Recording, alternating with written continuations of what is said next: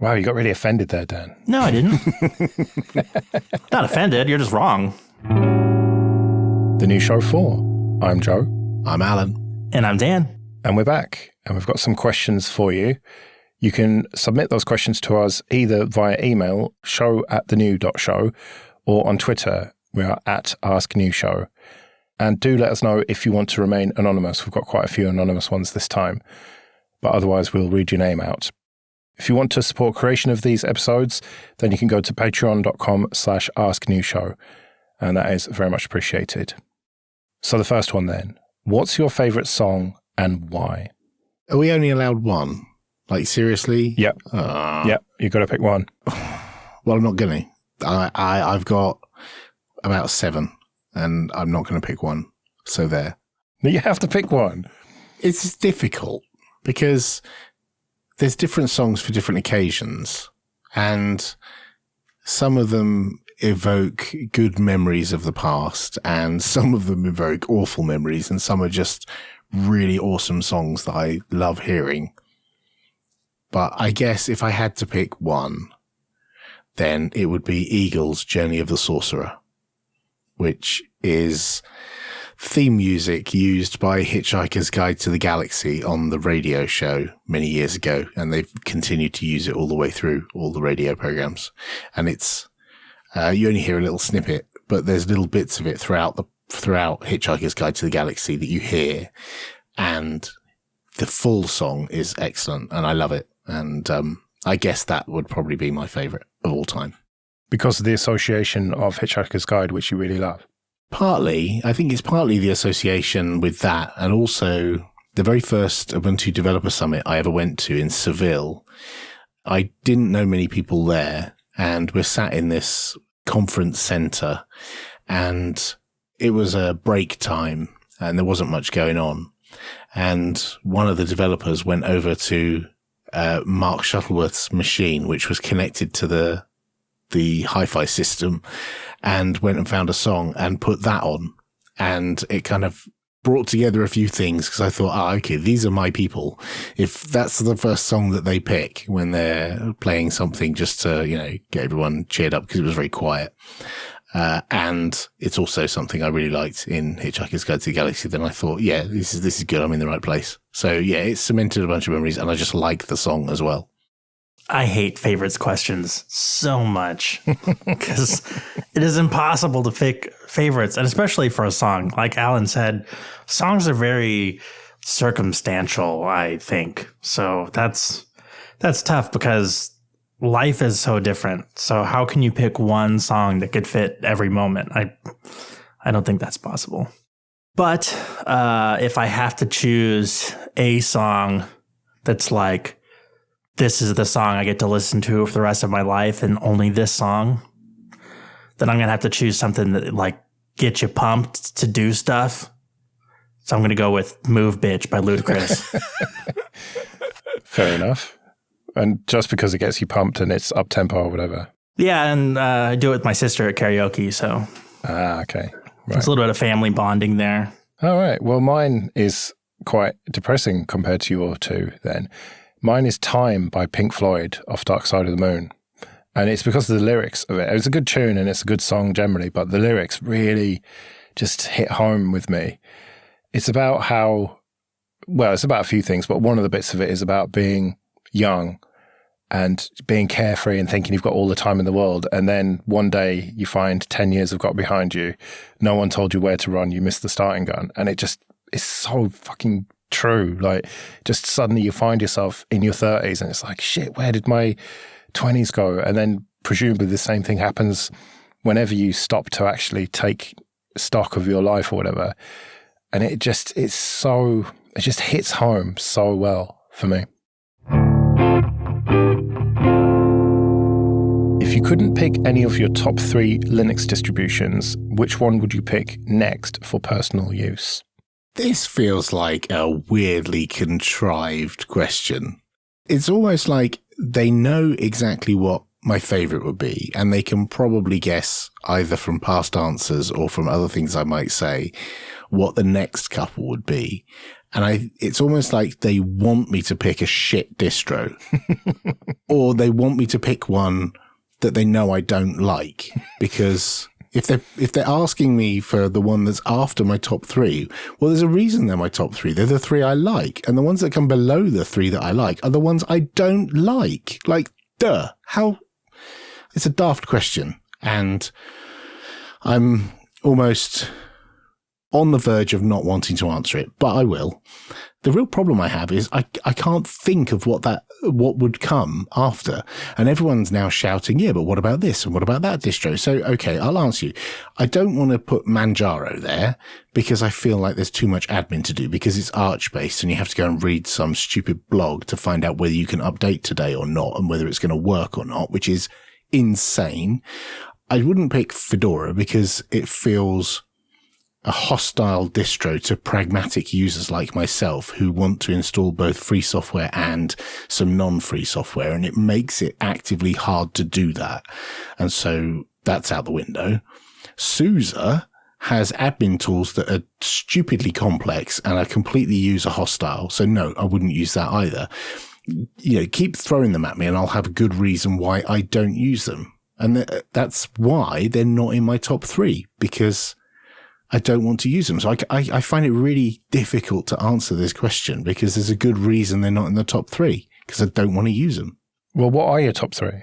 Well, top is obviously Ubuntu and then Debian. Yeah. And actually I have a really difficult time picking a third one. Like if Ubuntu didn't exist, then that means all the derivatives of Ubuntu didn't exist. And if Debian didn't exist, then that means all the derivatives of Debian and Ubuntu don't exist. And I'm kind of flummoxed as to what I'm going to use if I'm not using a Debian-based distro. I've tried RPM-based distros and I don't like them. Admittedly, that was some time ago. Maybe they've improved. I don't know. I don't care.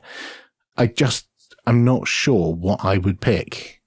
If I can't even get a number 3, then you're really going to get me difficulty trying to pick 4, 5, and 6. Yeah. Is that the premise, is that that distribution would cease to exist? Because I was thinking, like, do the Ubuntu's count as just one distro? Is that what we're doing? Yeah, I think so. I think Ubuntu's Ubuntu. I think anything based on it, I think for diplomatic reasons more than anything else, even Elementary counts as an Ubuntu-based distro for my answer. Oh, wow. I think grouping them together is sensible, because I would just say, well, I'd go Ubuntu, and if I couldn't choose that one, then I'd choose Kubuntu and install GNOME on top. Bingo, done. So yeah, I think if you're going to nuke all of the Ubuntus, then you have to nuke them all. Yeah. And if you're going to nuke Debian, you have to nuke everything based on Debian, surely. I guess this is kind of weird because of that issue of, like, most desktop environments being pretty cross-platform. It kind of seems like pointless in a way, because like you said, you could just pick something else to install GNOME on it if that's what you like. So yeah, I don't really know how to answer this one, because I feel like if obviously Elementary OS is my top one, and then after that would probably be Pantheon on Fedora is probably the next best experience there. And then after that would probably be, I don't know, I guess either Ubuntu or I haven't really spent a lot of time with it, but I would be really interested in seeing what like the Fedora Core or whatever the hell they call it nowadays, where it's just a container. Silverblue. Yeah, Silverblue. And just everything flat pack and just see like what that experience would be like. So I guess it'd be one of those two. It'd either be like just stock standard Ubuntu, or it'd be the super container Fedora. I guess it depends on what the thought process behind the question is. Is the question more framed, what if the distro that you're currently running still exists and all the others still exist, but for some reason you choose not to use it? Like, you know, someone might choose not to use Debian because of the outdated packages, right? What would you use instead? It's not that Debian has gone away, but you choose to use something else. Or someone might not use Ubuntu because they don't like Canonical, and so they might use something else. So I guess if the rationale for choosing another distro wasn't based on your distro has disappeared off the planet, but just you have some philosophical or technical reason for not using that distro, then that might change the way you answer it. Yeah, that's kind of how I read it, really, that they would still exist. But I think it's too much of a cop-out to say I would use Kubuntu or KDE Neon or something like that, or Ubuntu Mate instead of Ubuntu, because they're part of the Ubuntu family or extended family, even stuff like Pop! OS and Elementary or whatever, and Linux Mint. So for me, it's the Ubuntu's top, then probably Debian, then probably Manjaro, I think. And so then it would be either Endeavour OS, which I suppose is too close to Manjaro because they're both Arch-based, so that's too much for a cop-out. So I think I come round to Fedora at that point as being my number 4 and what I would pick. Because although I don't really get on with RPM distros and it's a bit just foreign to me, I don't really know what I'm doing, I think I could learn pretty quickly. And they've got an XFCE spin of it. And I think you can get snaps working, so that's pretty much software sorted. So yeah, that's what I would pick, Fedora. It's interesting to me that you guys care so much about package management. And I couldn't fathom combining all the Ubuntus together because all the desktop environments are completely different. Yeah, but you could take any Ubuntu-based distro and make it into any other effectively. No, you can't. Just through installing packages and themes and stuff. That's how people completely fuck themselves over, is they think you can do that. I mean, maybe for the Ubuntu mainline distros, that's the difference between them is just packages. But for derivatives, you can't do that. And if you tried to do it, you'd end up with a piece of shit that doesn't work. Surely I could just add the relevant PPAs and it would take a while to set it all up. But no, you're saying that you couldn't take Ubuntu and make Elementary out of it? No. I mean, I don't know. Maybe if you spent weeks doing a bunch of shit to try to, I don't know. I don't think it would be reasonable or make any sense. It certainly wouldn't be easy. Interesting perspective. I don't think it's that I think maybe the fact that I mentioned RPM was more that I have been burned by that in the past, and I didn't enjoy the experience of using RPM-based distros. And when I say the past, I'm talking a long time ago. And I know Fedora has improved tremendously since then, and package management isn't a big deal. It was more the philosophical fact that I have to jump through some hoops just to get an NVIDIA driver, or I have to jump through some hoops in order to get the software that I would need to operate this computer optimally on a daily basis, because the question is about, your machine for personal use, and it's my primary computer. So I would want a distro that I could get all my favorite pieces of software very easily. And I don't like having to go and hunt down strange repositories online to find a piece of software that I use on a daily basis. Yeah, I guess that's an interesting point. I run all Intel to avoid that issue. Yeah, same.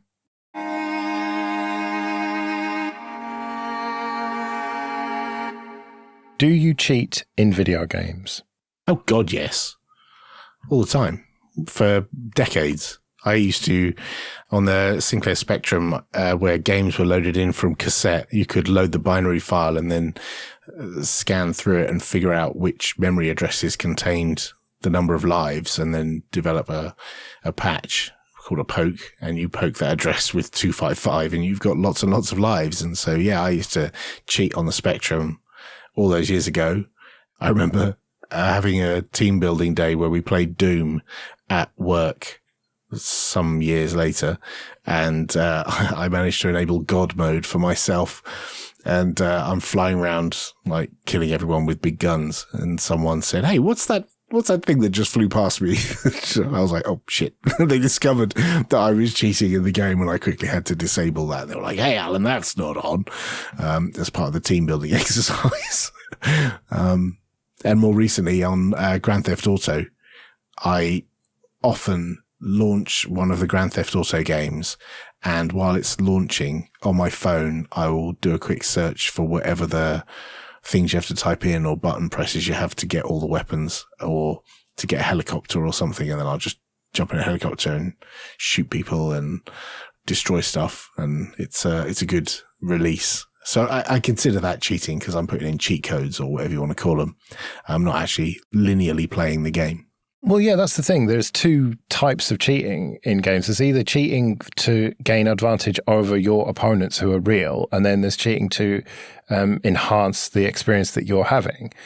And so, for example, with the old GoldenEye game on the Nintendo 64, you could kind of win cheats, I think, and then you could have turbo mode or whatever, and that would apply to everyone. And so everyone playing against each other could have turbo mode, and it was a level playing field. So in a way, that's a cheat, but it's not really, because you're not cheating against other people.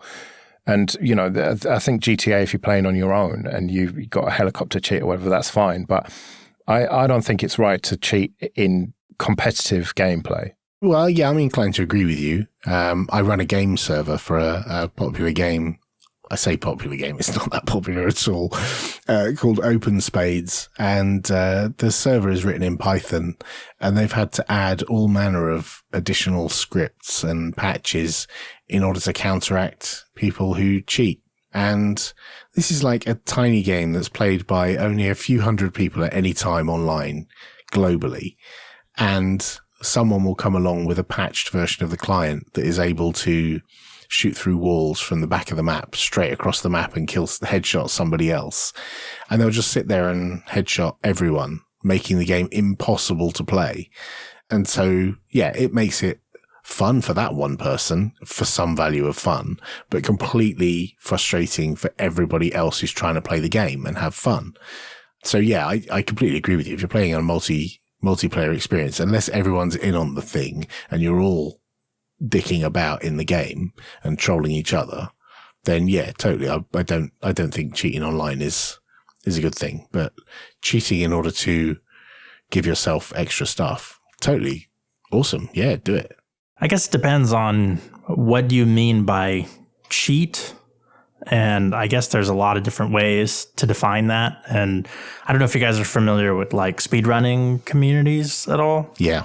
But yeah, like there's different categories, right? And like certain categories of runs will have things like, you know, no major exploits, or, you know, anything goes, any percent, you know, or because like sometimes some kinds of cheating is interesting and fun, and other kinds of cheating is actually really boring. Like the fastest category of Super Mario World relies completely on like doing memory overflows and is exciting for about 3 people in the world. And for everybody else, it's the most fucking boring thing you've ever seen in your life. And it's just not fun. But you know, there are other kinds of glitches in games, like out of bounds glitches and things that are fun and interesting and like technically difficult to do, that don't like completely destroy the run or make it not competitive anymore or not fun anymore. So those things are kind of interesting to me. I guess in a multiplayer game, I would say if something is developer intended, like a cheat code, then I feel like that's pretty much fair game. But if you're doing some kind of exploit, then that's not really fun. For those speed runs, it's funny. I admire the people who can do those speed runs and who practice and practice and practice so much that they can get it down to frame accurate runs of these games from 30 years ago. I think it's impressive that they can do that. But I find myself watching the videos of people analyzing the speedruns and telling you how they did it and how they got their runs faster and faster progressively over time. And I find those more interesting than watching the runs themselves, especially when someone is analyzing a player who has cut and shut multiple runs together, or is used an external tool to assist their run. I love the controversy around speedrunning and people being taken down and taken off leaderboards because of their cheating has been highlighted, and the excuses people give, and the whole psychology around trying to prove that someone did it and then getting them to admit that they actually did it. I find that stuff fascinating. The actual cheating in the game, not so much. And actually watching the speedrun, I almost never watch a speedrun, but I love watching all the drama around it. Yeah, I mean, there's definitely like when something's competitive, you don't want it to be unfair. And even like in some games now where you have updates to the game, there's issues with like, oh, well, a player bought this specific cartridge, so they have this version of the game and is running that version of the game cheating now because other people maybe don't have access to that specific cartridge or that version, So it's interesting, like, cheating can be defined in so many different ways. But I think for me, the difference is like true cheating to me is things that make the game not fun. And so I would say that I don't cheat. But will I use exploits if it makes the game fun? Sure. Who would be the Jeremy Clarkson, James May, and Richard Hammond of the podcast? And this is from Sean. Sean, who are these people? I'm going to need you to explain to me who these men are. Oh, come on. You don't know who Clarkson, May, and Hammond are? No. Never watched Top Gear. Oh, that's that show they play like at Jiffy Lube, right? Okay. What? Are you taking the piss here that you've never seen it? No.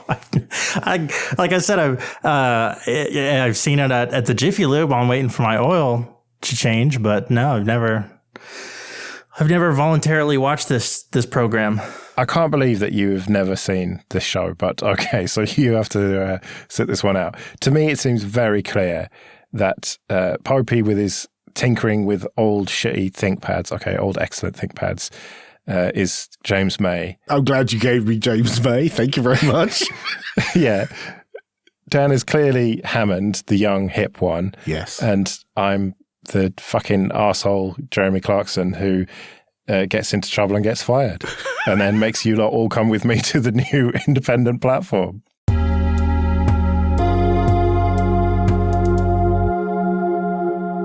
Have you ever wanted to succeed at something, people haven't supported you, and it's made you want to succeed even more? So I don't know if this applies, but when we first started recording the Ubuntu podcast, we created the file names as S01E01.mp3, meaning season 1, episode 1. But because we put a leading 0 in front of the season number, the implication there was at some point we would hit double-digit season numbers. And because we did one per year, that implies we would go beyond 9 years. And we had an email fairly early on in the podcast where someone said it was something like it was very arrogant and presumptuous of us to put a leading 0 on the season number of our podcast, because that expectation there is that we would make 10 seasons. And that made me want to go for more than 10 years, more than anything else. Just getting an email from some rando on the internet telling me that we'd been presumptuous adding a leading 0. So yeah, I feel like we should have added 2 leading 0s just to like really push it home. But yeah, so now we got past 10 seasons. So I was happy about that. And it made me feel very happy when we got to that milestone. Did you reply to the email when you got to 10 seasons and say, in your face? No, I should have dug it out and found I might actually find it and see if I can reply and like, ha, in your face. But yeah, I haven't yet. It's interesting how quick randos on the internet are to point out how arrogant you are because they know for a fact that you can't do that thing. Seems a little backwards. I don't know. I would definitely say, though, that there's been a lot of those kind of situations for me. And I totally fall for that, where I'm just like, well, you know what? You're wrong. I'm going to do it anyway. You'll see. You'll all pay. Well, my wife said that I would never do stand-up and I'd never make it as a stand-up comedian. And she was right. So, well, never say never, of course. Well, true. Once my amazing podcast career takes off and I become really famous, I can go and do stand-up again and get an audience and whatever. But she also said that I would never become a podcaster. And I somewhat proved her wrong, at least for a while.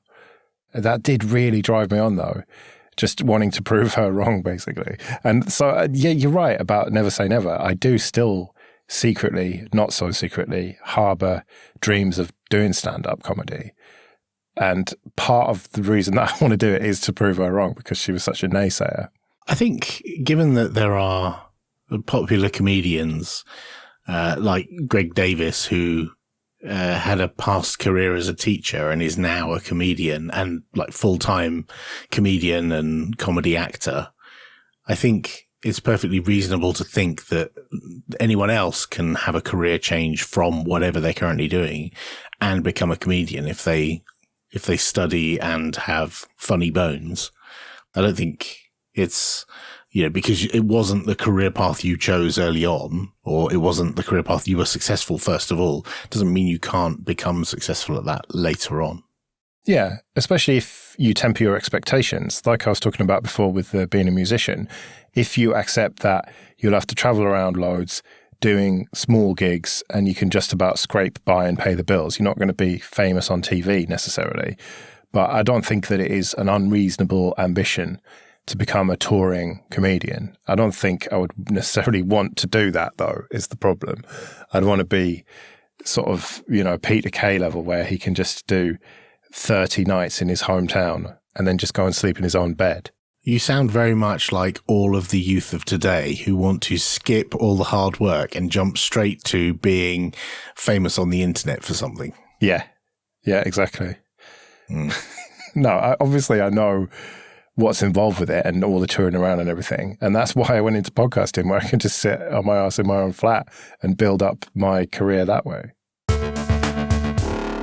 What do you imagine people are doing when your messages suddenly stop being read for a couple of minutes? So say you are IMing with someone on Telegram or whatever it is, and then just in the middle of the conversation, they just sort of disappear for a couple of minutes and then come back and keep talking to you. Do you picture what they're doing, or do you just sort of not even think about it? My first reaction was going to be probably like they're taking a dump or something, but that would be the opposite, right? Like they're probably talking to you while they're on the toilet, and then maybe they stop because they're washing their hands. Maybe. Yeah. You talk to people who do a lot of shitting then, surely, because in my mind, going to the toilet is a very short proportion of the day. I don't spend a lot of time on the john, but I spend a lot more time doing other inane bullshit like watering the plants, boiling the kettle, making food, and other things that mean I don't have my phone in my hand at the time. So I suspect the truth of the matter is other people are doing equally boring, inane bullshit, human stuff, and once in a while having a poo. But in my mind, they don't exist anymore. These are all robots that I'm talking to, and somehow their programming has put a delay in there, or it's processing, or the AI hasn't caught up, or it hasn't figured out a good response. So these are all just bots I'm talking to, and there's some problem at their end, or the bot has been restarted. And then when it's restarted, the little tick appears to show that they've read my message, and then I'll get a reply. I thought you didn't think we were in a simulation. This is sounding very different from the Alan that I talked to previously. I'm not in a simulation. Those other people may be simulations, but I'm not. Wow. I just kind of picture that they're talking to several people at once, and for those couple of minutes, one of the other people is more important than me. Aww. That would be an interesting instant messenger chat where it had a status indicator that it says typing when they're typing to you, but it says typing to somebody else when they're having a conversation. It's like, no, come back here, talk to me. That would start so much shit. That'd be the biggest shit stirring paddle you could ever create. And then you'd start messaging the other people and you'd be saying, is he talking to you? Is he talking to you? Because he's not talking to me. And then you see them say they're talking to somebody else. And it's like, bastards, they're talking to each other. Yeah, but if that feature existed, then there'd probably be an option to turn it off, and you'd fucking do that knowing you. So that I couldn't see, but you'd make it so Dan could. I think this is the best idea I've ever had. Someone needs to make this a chat app that tells you when they're talking to somebody else. But it should not tell you when they're typing to you, only when they're typing to someone else. And it should just say someone else. It shouldn't say who they are. It could also tell when they're looking at their screen, like use the camera to see that they're actually looking at your messages. They're reading your screen, but they've chosen not to talk to you. They're talking to somebody else instead. Wow, that's a kick in the pants, that is, isn't it?